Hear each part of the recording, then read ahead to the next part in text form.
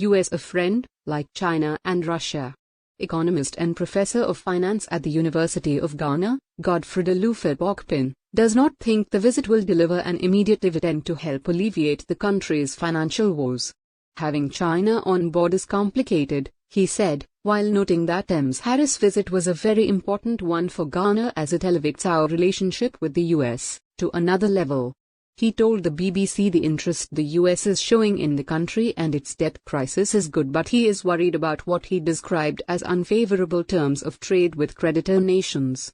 Zambia finds itself in a similar position to Ghana.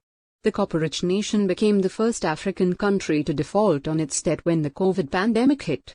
It is in prolonged discussions with China to restructure its debt and has also sought financial support from the IMF. The Reuters news agency quotes a senior US official as saying Ms. Harris would discuss the best ways for the international community to address debt challenges faced by Ghana and Zambia. Like Professor Bokpin, Zambian analyst Dr. Sishua thinks China holds more influence when it comes to restructuring debt, but the US wants to be seen as the more reliable partner. There is a growing sentiment on the continent that Africa should have a free choice in its relationships with the rest of the world.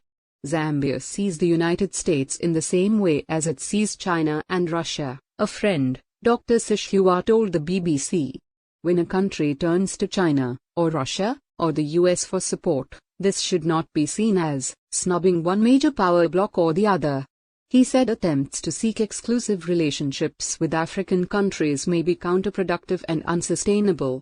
This echoed South African President Cyril Ramaphosa's comments during a visit to Washington last year when he said, "We should not be told by anyone who we associate with."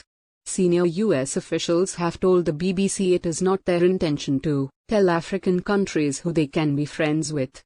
The US has however been keen to emphasize its focus on democracy in its relationships with African countries, something the Vice President is also expected to discuss during her visit.